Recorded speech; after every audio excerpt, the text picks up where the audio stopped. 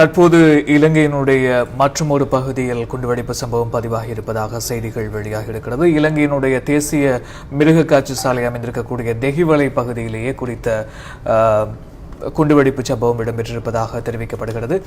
இதில் உயிரிழந்தவர்களுடைய எண்ணிக்கை, பாதிப்பு நிலவரங்கள் தொடர்பான கருத்துக்கள் இதுவரை வெளிவரவில்லை. அது தொடர்பான தகவல்கள் கிடைக்கப்படுகின்ற பட்சத்தில் அவற்றை நாங்கள் வெளியிடுவதற்கு தயாராக இருக்கின்றோம். அதேபோன்று இந்த சம்பவங்கள் தொடர்பாக அமைதியை பேணுமாறும் இடம்பெற்றிருக்கக்கூடிய வெடிப்பு சம்பவங்கள் தொடர்பான விசேட கூட்டறிக்கை ஜனாதிபதியுடனான கூட்டறிக்கை இடம்பெறுவதாகவும் தெரிவிக்கப்பட்டிருக்கிறது. அதேபோன்று இலங்கையில் மட்டக்களப்பு பகுதியில் இடம்பெற்ற இந்த குண்டு தாக்குதலை அடுத்து இலங்கையினுடைய கிழக்கு மாகாணம் காத்தான்குடி எனக்கூடிய பகுதியில் இருக்கக்கூடிய பள்ளிவாயல்கள் முஸ்லிம் நிறுவனங்களுடைய சம்மேளனம் பொதுமக்களை வீணாக ஏனைய இடங்களில் கூடாமல் இருப்பதற்கான வேண்டுகோளையும் விடுத்திருக்கிறார்கள். அதேபோன்று மறு அறிவித்தல்கள் மீண்டும் அறிவிக்கப்படக்கூடிய காலகட்டத்திற்கு அமைவாக பேருந்துகளில் பொதிகளை கொண்டு செல்வது தடை செய்யப்பட்டிருப்பதாகவும் செய்திகள் வெளியாக இருக்கிறது. அது மாத்திரமல்லாமல் ஜனாதிபதி மற்றும் பிரதமர் தலைமையிலான விசேட கலந்துரையாடல்கள் இடம்பெற்று வருவதாகவும் இது தொடர்பான தகவல்கள் விரைவில் உத்தியோகபூர்வமாக அறிவிக்கப்படும் என்றும் அரசு தரப்பில் இருந்து செய்திகள் வெளியாக இருக்கிறது. தெஹிவளையில் இடம்பெற்றிருக்கக்கூடிய இந்த குண்டு தாக்குதல் இப்பொழுது இடம்பெற்றிருக்கிறது. இன்னும் நாட்டில் எந்தெந்த பகுதிகளில் எங்கெங்கெல்லாம் இந்த சம்பவங்கள் தொடர்ச்சியாக இடம்பெறப் போகிறது என்ற ஒரு கேள்வி, ஒரு அசாதாரண சூழ்நிலை மக்கள் மத்தியில் ஏற்பட்டிருக்கிறது. இந்த நிலைமை இவ்வாறு இருக்க ஒட்டுமொத்தமாக இந்த சம்பவங்கள் நிறைவடையாதிருக்க, தீர்ப்புகள் அதை போன்ற விசாரணைகள் முழுமை பெறாதிருக்க சில ஊடகங்கள் முஸ்லிம்களை குறிவைத்து முஸ்லிம்களை குற்றவாளியாக்குவதற்கான முயற்சிகளை மேற்கொண்டு வருவதையும் நாங்கள் அவதானிக்கக்கூடியதாக இருக்கிறது. இந்த சம்பவங்களுக்கு பின்னணியில் முஸ்லிம்கள் இருப்பதாகவும் முஸ்லிம் அமைப்புகள் இருப்பதாகவும் சில தீவிரவாத அமைப்புகள் இருப்பதாகவும் குற்றம் சாட்டி ஒட்டுமொத்த முஸ்லிம்களையும் குறிவைத்து தாக்கக்கூடிய ஒரு செயல்பாடாகவும் இந்த செயல்பாட்டை தமக்கு சாதகமாக ஆக்கிக் கொள்வதற்கு சில கும்பல் முயற்சி செய்து வருவதையும் சமூக ஊடகங்களில் நாங்கள் பார்க்கக்கூடியதாக இருக்கிறது. இவ்வாறு வீணாக பரப்பப்படக்கூடிய செய்திகளை முஸ்லிம்களாக இருந்தாலும் சரி, ஏனைய சகோதரர்களாக இருந்தாலும் சரி, நடுநிலையாக இருக்கக்கூடியவர்களாக இருந்தாலும் சரி, வாட்ஸ்அப் மூலமாக பேஸ்புக் மூலமாக இவ்வாறு நம்முடைய சமூகத்துக்கு உங்களுடைய நியாயமான கவலை எங்களுக்கு புரிகிறது, நீங்கள் ஒரு கவலையோடு வேதனையோடு அந்த தகவலை பகிர்கிறீர்கள். ஆனால் அப்படியல்ல, அந்த தகவல் பலருக்கு சென்றடைவதற்கு அது ஒரு காரணமாக இருக்கும். எனவே இவ்வாறான வதந்திகளை நீங்கள் பார்த்தால் தயவு செய்து அதை உங்களுக்குள்ளேயே புதைத்துக் கொள்ளுமாறு மிக அன்போடு நாங்கள் கேட்டுக்கொள்கின்றோம். உயிரிழந்திருப்பவர்கள் மிக அதிகமானவர்கள் என்பதனால் அவர்களுடைய உயிரிழப்புக்கு நாங்கள் மிகுந்த வருத்தங்களை தெரிவிக்கக்கூடிய அமைப்பில் எங்களுடைய செயற்பாடுகளை அமைத்துக் கொள்ள வேண்டும். குறிப்பாக வணக்க ஸ்தலங்களிலே வணக்கங்களை நிறைவேற்றுவதற்காக செல்லக்கூடிய சகோதரர்களுக்குரிய பாதுகாப்புகளை நம்முடைய பிரதேசத்தில் இருந்தால் அவர்களுக்கு வழங்க வேண்டியது இந்த காலகட்டத்தினுடைய மிக முக்கியமான ஒரு செயல்பாடாக இருக்கும் என்று நாங்கள் நினைக்கின்றோம். இவர்கள் தான் இதை செய்திருப்பார்கள், இவர்கள் தான் இதனை செய்திருப்பார்கள் என்று யூகங்கள் அடிப்படையில் தகவல்களை வழங்குவதை தவிர்த்து கொள்ளுமாறும் உங்களுடைய பாதுகாப்புகளை உறுதிப்படுத்திக் கொள்ளுமாறும் இவ்வாறான அவசரகால சூழ்நிலைகளின் போது நீங்கள் பரப்பப்படக்கூடிய, நீங்கள் செய்தியாக வெளியிடக்கூடிய ஒவ்வொரு தகவல்களையும் மிக உன்னிப்பாக அவதானிக்கப்பட்டு வருகிறது என்பதையும் நீங்கள் மறந்துவிடக்கூடாது. எனவே வெறுமனே இந்த ஒரு உஷ்ணமான சூழ்நிலையிலே, இந்த சம்பவங்கள் இடம்பெற்றிருக்கக்கூடிய மிக முக்கியமான சூழ்நிலையிலே நாம் எதனையும் எதிர்பாராது சில விடயங்களை பகிர்ந்து விடுகின்றோம். ஆனால் அதனுடைய பின்விளைவுகளை நாங்கள் அடையக்கூடியவர்களாகவே இருப்போம் என்பதை மறந்துவிடக்கூடாது. தெஹிவளையில் பதிவாகி இருக்கக்கூடிய இந்த குண்டுவெடிப்பு சம்பவம் 7வது குண்டுவெடிப்பு சம்பவமாக பதிவாகி இருப்பதை எங்களால் அவதானிக்கக்கூடியதாக இருக்கிறது. நாட்டினுடைய 6 பகுதிகளிலே ஏற்கனவே காலை 8:45 மணியிலிருந்து 9 மணி வரை குண்டுவெடிப்பு சம்பவங்கள் பதிவாகி இருந்தது.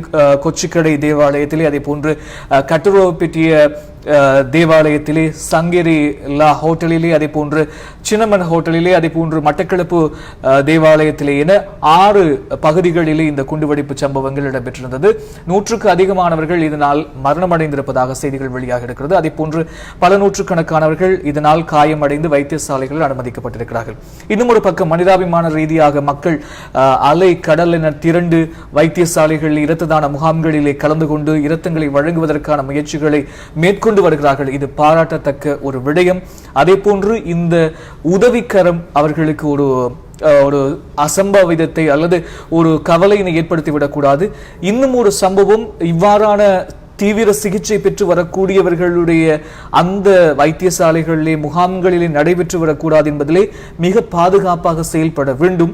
எனவே எல்லோரும் உதவிகளை வழங்க வேண்டும். ஆனால் அந்த பொறுப்புணர்ச்சி நம்மை ஒரு சம்பவத்திற்குள் தள்ளிவிடக்கூடாது என்பதிலே நாங்கள் மிகுந்த கவனத்தோடு அவதானத்தோடு செயல்பட வேண்டும் என்பதையும் இந்த வேளையிலே நாங்கள் வேண்டிக் கொள்கின்றோம். இன்னும் நாட்டினுடைய பல்வேறு பகுதிகளிலே இந்த சம்பவங்கள் தொடருமா என்ற கேள்வி மக்கள் மத்தியில் எழுந்திருக்கிறது. வீணாக வெளியே செல்வதை தவிர்த்துக் கொள்ளுங்கள், பயணங்களை தவிர்த்துக் கொள்ளுங்கள். உங்களுடைய பாதுகாப்பை உறுதிப்படுத்துவதற்காக நீங்கள் கொண்டு செல்லக்கூடிய பொதிகள், அதே போன்று நீங்கள் பயணம் செய்யக்கூடிய வாகனங்கள் எல்லாவற்றையும் சோதனை செய்து உங்களுடைய விடயங்களை பயன்படுத்திக் கொள்ளுங்கள். இலங்கையிலே தொலைத்தொடர்பு சமூக வலைத்தளங்கள் சில நேரங்களில் ஸ்தம்பிக்கக்கூடிய வாய்ப்புகள் இருப்பதாகவும் தகவல்கள் தெரிவிக்கின்றன. எனவே இந்த சம்பவங்களின் மூலமாக பாதிக்கப்பட்ட எல்லா சகோதரர்களுக்கும் நாங்கள் எங்களுடைய ஆழ்ந்த அனுதாபங்களை தெரிவிப்போம். அதே போன்று பல்வேறு நகரங்களிலே, வர்த்தக நகரங்களிலே வெள்ளை கொடி பறக்கவிடப்பட்டு தங்களுடைய சோகங்களை வெளிக்காட்டியிருக்கிறார்கள். இந்த சம்பவங்கள், இந்த வலிகள் கடந்த காலத்திலே இலங்கையினுடைய சூழ்நிலைகளிலே நாம் எல்லோரும் உணர்ந்தவைதான். அந்த சோகம் எங்கள் எல்லோருக்கும் இன்னும் ரணமாக உள்ளே கொதித்துக் கொண்டிருக்கக்கூடிய சந்தர்ப்பத்தில் மீண்டும் இப்படியான ஒரு சூழ்நிலை எழுவதற்கான வாய்ப்புகள் வந்திருக்கிறது. இப்பொழுது கிடைத்திருக்கக்கூடிய செய்தி, இலங்கையிலே சமூக வலைத்தளங்கள் முகப்புத்தகம் தற்பொழுது முடக்கப்பட்டிருப்பதாகவும் அதனுடைய வீரியம் குறைக்கப்பட்டிருப்பதாகவும் செய்திகள் வெளியாகி இருக்கிறது. சமூக வலைத்தளங்களுடைய பாவனை அதிகரித்து வருவதன் காரணமாகவும் போலியான தகவல்கள் பரப்பப்படுவதன் காரணமாகவும் இந்த நடவடிக்கைகள் மேற்கொள்ளப்பட்டிருக்கலாம் என்று எதிர்பார்க்கப்படுகின்றது. அதே போன்று வாட்ஸ்அப், வைபர் எனக்கூடிய ஏனைய சமூக ஊடகங்களும் இதன் மூலமாக முடக்கப்படுவதற்கான வாய்ப்புகள் இருக்கிறது. அவ்வாறான சந்தர்ப்பங்களில் அவசரமான சூழ்நிலைகளின் போது நீங்கள் அதனை இந்த தகவல்களை பெற்றுக்கொள்வதற்கு ஏனைய ஊடகங்களை அணுகுமாறு அன்போடு வேண்டப்படுகிறீர்கள். உங்களுடைய தொலைபேசி மூலமாக மற்றவர்களுக்கு செய்திகளை அனுப்புகின்ற போது அவதானமாக இருங்கள். வாட்ஸ்அப் மூலமாக செய்திகளை பிறருக்கு அனுப்பி வைக்கிற போது அவதானமாக இருங்கள். ஃபேஸ்புக்கிலே பதிவிடுகின்ற போது அவதானமாக இருங்கள். உங்களுடைய பாதுகாப்பை நீங்கள் உறுதிப்படுத்திக் கொள்ளுமாறு மிக அன்போடு நாங்கள் கேட்டுக்கொள்கின்றோம். அதே போன்று பாதிக்கப்பட்டிருக்கக்கூடிய சகோதரர்களுக்கு மீண்டும் எங்களுடைய ஆழ்ந்த அனுதாபங்களை நாங்கள் தெரிவித்துக் கொள்கின்றோம். கொழும்பிலே நடைபெற்றிருக்கக்கூடிய இந்த தாக்குதல், அதே போன்று மட்டக்களப்பிலே நடைபெற்றிருக்கக்கூடிய இந்த தாக்குதல், இந்த 6-7 மொத்தமாக 7 தாக்குதல்கள், இந்த 7 தாக்குதல்களுடைய பின்னணி என்ன என்பதை தீவிரமாக இலங்கையினுடைய காவல்துறை விசாரித்து வருகிறது. இதற்கிடையிலே அவர்கள் இவர்கள் அல்லது இவர்கள் என்று நாங்கள் யூகங்கள் அடிப்படையில் கருத்துக்களை தெரிவிப்பதை தவிர்த்துக் கொள்வோம். மேலதிகமாக தகவல்கள் கிடைக்கின்ற பட்சத்தில் அவற்றை பகிர்ந்து கொள்வோம். இப்பொழுது கொழும்பினுடைய பிரதானமான வைத்தியசாலைகளில் மக்கள் இரத்தங்களை வழங்குவதற்காக சென்றிருக்கிறார்கள். இந்த இரத்த தானங்களில் வழங்குவதற்கு மும்முரம் காட்டக்கூடிய சகோதரர்களுக்கு பாதுகாப்பை உறுதிப்படுத்திக் கொள்வதற்காகவும் வீண் அசம்பாவிதங்களை தவிர்ப்பதற்காக வேண்டியும் இரத்த தானங்களுக்கு வரக்கூடிய சகோதரர்களை தற்று தாமதிக்குமாறு இலங்கையினுடைய கொழும்பு பகுதியில் இருக்கக்கூடிய முக்கிய வைத்தியசாலைகள் வேண்டிக் கொள்கிறது. இந்த அசம்பாவித சூழ்நிலைகள் பாதிக்கப்பட்டிருப்பவர்களை தாக்காமல் இருப்பதற்கான நடவடிக்கையாக, முன்னெச்சரிக்கையாக இது இருக்கலாம் என்று எதிர்ப்பு கூறப்படுகிறது. பொறுத்திருந்து பார்ப்போம் இது எவ்வாறான பின்னணியில் நடைபெற்றிருக்கிறது, இதன் பின்னணியில் யார் யார் இருக்கிறார்கள் என்பதை நாங்கள் அவதானிப்போம்.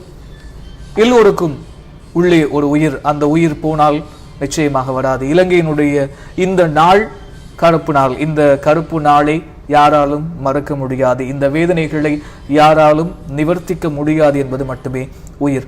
ஒவ்வொரு ஆன்மாக்களும் இன்று மரணத்தை சுவைத்திருக்கக்கூடிய அந்த குடும்பங்கள் எந்த அளவு வலிகளை சுமந்திருக்கும் என்பதை நாம் இதயபூர்வமாக உணர்கிறோம். இந்த அடிப்படையில் எங்களுடைய கருத்துக்களை அமைத்துக் கொள்வோம். அவர்களுக்கு எங்களுடைய ஆழ்ந்த அனுதாபங்களை நாங்கள் தெரிவித்துக் கொள்வோம். ஏனைய தகவல்கள் கிடைக்கப்படுகின்ற பட்சத்தில் அந்த தகவல்களை உங்களோடு நாங்கள் பகிர்ந்து கொள்ள காத்திருக்கின்றோம். மீண்டும் மற்றும் ஒரு வீடியோ பதிவினூடாக சந்திப்போம். அதுவரை நன்றி.